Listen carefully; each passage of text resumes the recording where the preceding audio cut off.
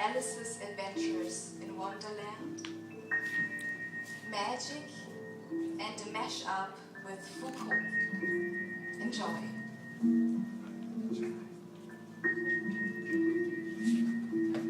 Chapter 8, The Queen's Crockett Ground.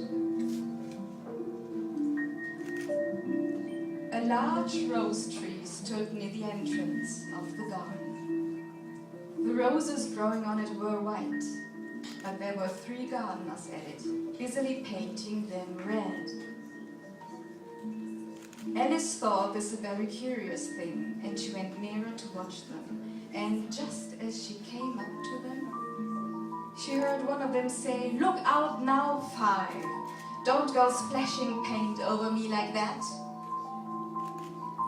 "I couldn't help it," said 5 in a sulky tone. 7 jogged my elbow. On which 7 looked up and said, "That's right, 5. Always lay the blame on the others."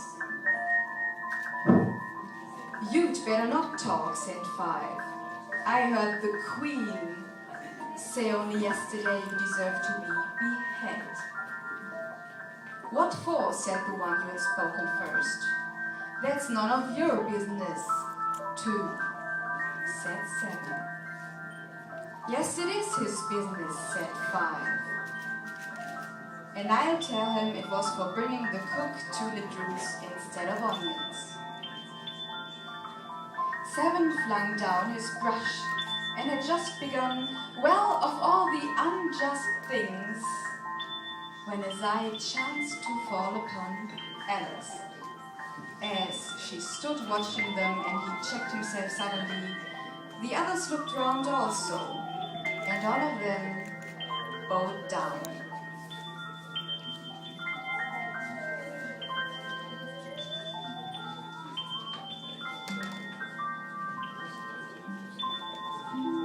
"Would you tell me, please," said Alice a little timidly, "why are you painting the roses?" 5 and 7 said nothing, but looked at 2. 2 began in a low voice, "Why, the fact is, you see, miss, this here ought to have been a red rose tree, and we put a white one in by mistake. And if the Queen was to find it out, we should all have our heads cut off, you know. So you see, miss, we're doing our best before she comes to." At this moment, 5, who had been anxiously looking across the garden, called out, "The Queen! The Queen!" And the 3 gardeners instantly threw themselves flat upon their faces. There was a sound of many footsteps, and Alice looked round, eager to see the Queen. First came 10 soldiers carrying clubs. These were all shaped like the 3 gardeners, oblong and flat, with their hands and feet on the corners. Next, the courtiers. These were ornamented all over with diamonds and walked 2 and 2 as the soldiers did. After these came the royal children. They were all ornamented with hearts. Next came the guests, mostly kings and queens, and among them Alice recognized the white rabbit. Then followed the knave of hearts, carrying the king's crown on a crimson velvet cushion. And last of all this grand procession came the king and the queen of hearts. When the procession came opposite to Alice, they all stopped and looked at her, and the queen said severely, "Who is this?" She said it to the knave of hearts, who only bowed and smiled in reply. "Idiot," said the queen, tossing her head impatiently, and turning to Alice, she went on. "What's your name, child?" "My name is Alice, Alice, Alice," So please your majesty, said Alice very politely. But she added to herself, why, they're only a pack of cards after all. I needn't be afraid of them, said Foucault. And who are these, said the queen, pointing to the 3 gardeners who were lying round the rose tree, for you see, as they were lying on their faces and the pattern on their backs was the same as the rest of the pack. She could not tell whether they were gardeners or soldiers or courtiers or 3 of her own children.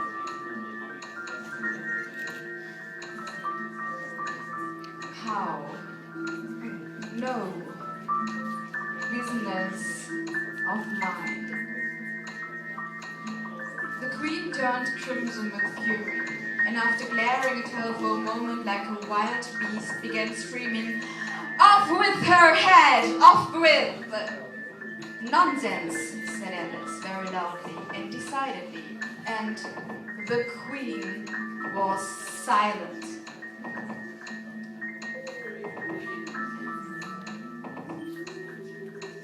The king laid his hand upon her arm and timidly said, "Consider, my dear, she is only a child."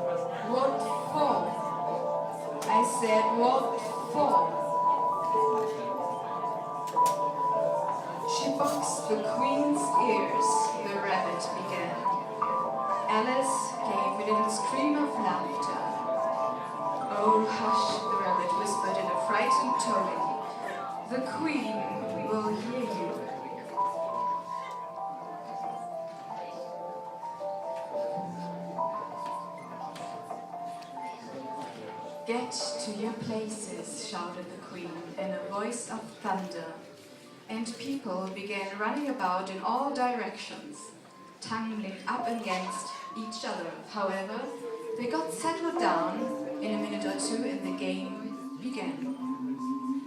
Alice thought she had never seen such a curious croquet ground in her life. It was all ridges and furrows. The croquet balls were live hedgehogs, and the mallets live flamingos. And the soldiers had to double themselves up and stand on their hands and feet to make the Argus.